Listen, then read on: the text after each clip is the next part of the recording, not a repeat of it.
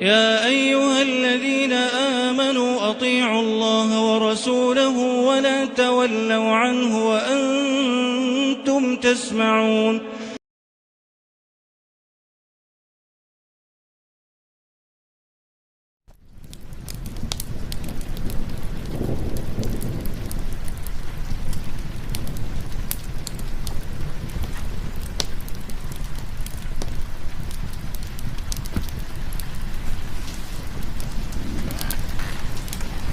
کامل عطا فرما دے،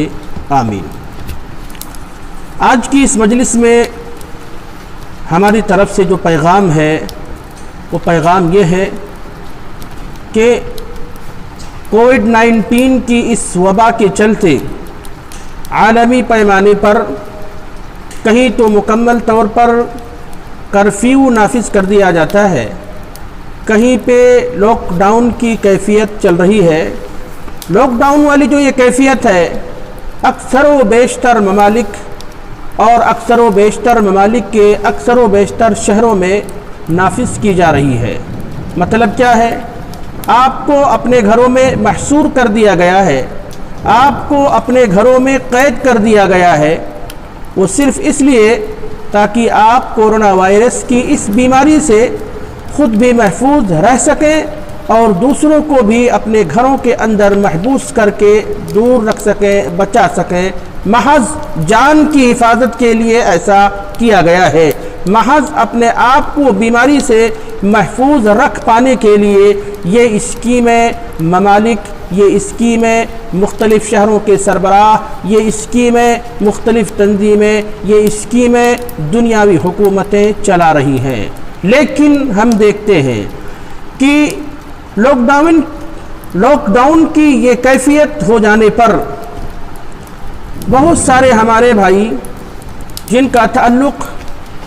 اسلامی شریعت سے ہے کچھ غلطیاں بھی کرتے ہیں۔ وہ غلطیاں کیا ہیں؟ آپ کو یہ موقع ملا تھا اللہ رب العالمین کی طرف آنے کا، آپ کو لاک ڈاؤن میں یہ موقع ملا تھا اپنے آپ کو اللہ سے قریب کرنے کا، آپ کو یہ موقع ملا تھا اللہ رب العالمین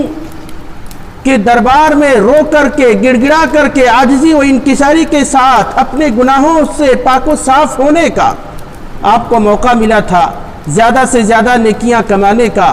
آپ کو موقع ملا تھا گناہوں سے دور رہنے کا، اور یہ موقع صرف ملا تھا ہی نہیں بلکہ یہ موقع ملا ہے، یعنی آج بھی یہ کیفیت برقرار ہے، لاک ڈاؤن کی استھتی پائی جاتی ہے۔ تو پھر ہمارے مسلم بھائی ایسے کام کیوں کرتے ہیں جن کاموں سے اللہ راضی نہیں ہوتا ہے بلکہ ان کاموں کے کرنے سے اللہ ناراض ہو جاتا ہے؟ میں صرف ایک بات کی طرف دھیان دلانا چاہتا ہوں، وہ بات یہ ہے تنہائی میں اللہ رب العالمین کی عبادت و ریاضت، بندگی، اطاعت، اس کو راضی اور خوش کرنے کے کام زیادہ کرنا چاہیے۔ ایسا کوئی کام نہیں کرنا چاہیے کہ اللہ ہم سے ناراض ہو جائے۔ لیکن ہمارے کچھ بھائی، کچھ بہنیں، کچھ گھرانے ایسے کام کرتے ہیں خلوت میں، تنہائی میں، اکیلے میں، جن کاموں کو وہ لوگوں کی موجودگی میں، لوگوں کی بھیڑ میں، لوگوں کی نگاہوں کے سامنے نہیں کر پاتے ہیں، اور شاید وہ اس موقع پہ بھول جاتے ہیں کہ اگر دنیا نہیں دیکھ رہی ہے تو دنیا کو بنانے والا، کائنات کو رچانے والا، لوگوں کو پیدا کرنے والا اللہ رب العالمین ضرور دیکھ رہا ہے۔ یعنی کھلے لفظوں میں وہ گناہ کے، معصیت کے، نافرمانی کے، اللہ کو ناراض کرنے کے کام کرتے ہیں۔ آپ اس لاک ڈاؤن کی کیفیت میں زیادہ سے زیادہ اللہ کے قریب آئیے، ادھر ادھر بیٹھ کر کے محلوں، گلی کوچوں کے چورستوں چوراہوں پہ بیٹھ کر دنیا کی لایانی باتیں مت کیجیے، ادھر ادھر کی غیر مناسب مجلسیں اور محفلیں مت رچائیے جن محفلوں میں ایک دوسرے کی عزت و آبرو کے اوپر کیچڑ اچھالے جاتے ہوں، جہاں ایک دوسرے کی عزت و حرمت کے ساتھ کھلواڑ کرنے کے لیے منصوبے بنائے جاتے ہوں، جہاں آپس میں غیبت اور چغل خوریوں کا ماحول پیدا کیا جاتا ہو، جہاں ایک دوسرے کے خلاف گھناؤنی سازشیں رچی جا رہی ہوں، ایسے سارے کام غلط ہیں، ان کاموں سے اللہ ناراض ہوتا ہے۔ آپ کو تنہائی کا یہ موقع ملا، لیکن پھر بھی کچھ گھرانے رات کی تاریکیوں میں ٹیلی ویژن اسکرین کے سامنے ہوتے ہیں اور ٹیلی ویژن پر بیٹھ کر کے وہ گھنٹوں کے گھنٹے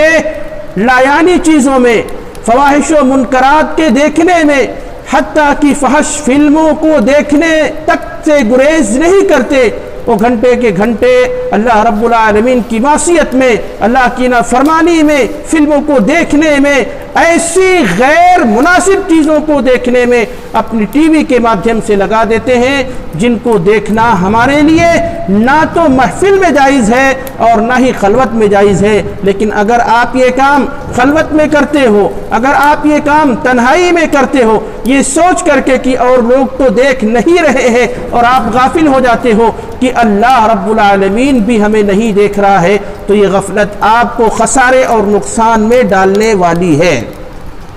ثوبان رضی اللہ عنہ کہتے ہیں نبی کریم صلی اللہ علیہ وسلم نے فرمایا، لوگوں میں تمہیں ایسے لوگوں کے بارے میں بتلانا چاہتا ہوں جن لوگوں کا تعلق میری امت سے ہی ہوگا، اور وہ لوگ قیامت کے روز تہامہ پہاڑ جیسے نیکیاں لے کر کے آئیں گے، لیکن اللہ تعالیٰ ان کی نیکیوں کو ہباء منثورا بنا دے گا۔ اللہ تعالیٰ تہامہ پہاڑ جیسی نیکیوں کو، عظیم نیکیوں کو، بھاری بھرکم نیکیوں کو بکھرے ہوئے ذرات کی مانند کر دے گا۔ ثوبان کہتے ہیں کہ ہم نے کہا اللہ کے رسول صلی اللہ علیہ وسلم آخر وہ کون لوگ ہوں گے، ان کے اندر کیا خوبیاں ہوں گی، ان کے اوصاف کیا ہوں گے، ان کی علامتیں کیا ہوں گی جن کی نیکیوں کو اللہ اس طرح بنا دے گا؟ ہمیں بیان تو کیجئے، ہمیں بھی بتلائیے۔ آپ صلی اللہ علیہ وسلم نے ارشاد فرمایا کہ وہ لوگ تمہارے ہی بھائی ہوں گے، ان لوگوں کا تعلق تمہاری ہی نسل سے ہوگا، اور وہ لوگ اسی طرح رات کو تہجد کی نماز بھی پڑھیں گے، نیکیاں بھی کریں گے جس طرح تم کرتے ہو، لیکن ان کا معاملہ یہ ہوگا کہ جب وہ تنہائی میں آئیں گے، جب ان کو خلوت اور تنہائی نصیب ہوگی، تو تنہائی کے اندر اللہ رب العالمین کی حرام کردہ چیزوں کو پامال کر دیں گے، اللہ کی محارم کو، اللہ کی حرمتوں کو پامال کرنے کی کوشش کریں گے، یعنی تنہائی میں ایسے ایسے گھناؤنے کام کریں گے، اللہ کو ناراض کرنے کے ایسے امور انجام دیں گے، اللہ کی معصیت اور نافرمانی کے کام کریں گے جن کو لوگوں کی نظروں کے سامنے ہو کر کے نہیں کر پا رہے تھے، لیکن جب انہیں تنہائی ملی تو انہوں نے سوچا کہ اب ہمیں کوئی نہیں دیکھ رہا ہے، اور اللہ کو بھول جاتے ہیں، بھول جائیں گے اللہ کو، پھر وہ گناہ کے کام کریں گے۔ روایت ابن ماجہ کی علامہ البانی رحمۃ اللہ علیہ نے روایت کو صحیح قرار دیا ہے۔ نبی کریم صلی اللہ علیہ وسلم کی ایک دوسری حدیث میں ہے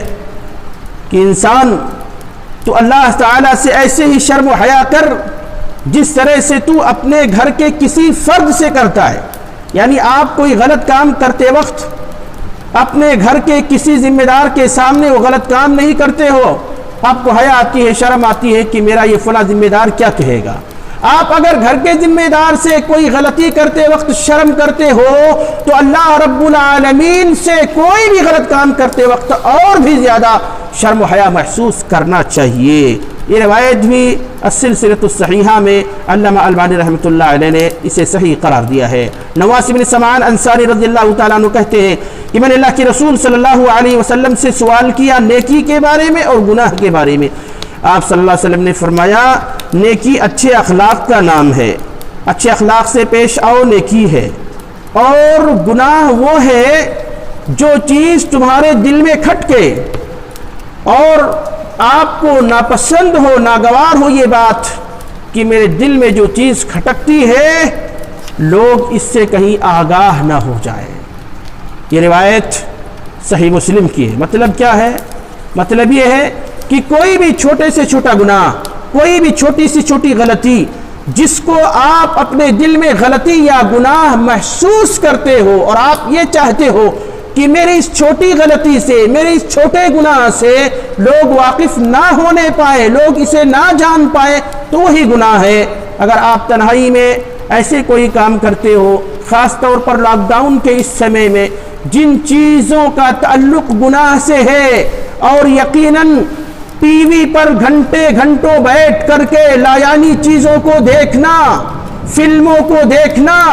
لایعنی چیزوں میں اپنے اوقات کا صرف کرنا گناہ ہی ہے۔ ایک دوسرے کے ساتھ بیٹھ کر کے غیبت اور چغل خوریوں کا شیئر کرنا گناہ ہی ہے۔ ایک دوسرے کے خلاف محفلوں میں بیٹھ کر غلط منصوبے بنانا گناہ ہی ہے۔ اس کے برخلاف آپ قرآن کی تلاوت کریں، نیکی ہے۔ اس کے برخلاف آپ راتوں کی تاریکیوں میں اٹھ کے تہجد کی نماز پڑھیں، نیکی ہے۔ اس کے برخلاف آپ اس لاک ڈاؤن کے سمے غریبوں، مزدوروں، مسکینوں، فقیروں، قلاشوں، محتاجوں اور ایسے ان تمام لوگوں کا سہارا بنے جن کے پاس کھانے پینے کی ویوستھا اور انتظام نہیں ہے، یہ نیکی ہے۔ اللہ رب العالمین سے توفیق مانگیے کہ اس لاک ڈاؤن کے سمے میں آپ کو اللہ نے تنہائی کے جو اوقات میسر فرمائے ہیں، توفیق اس بات کی مانگیے کہ اللہ آپ کو ہم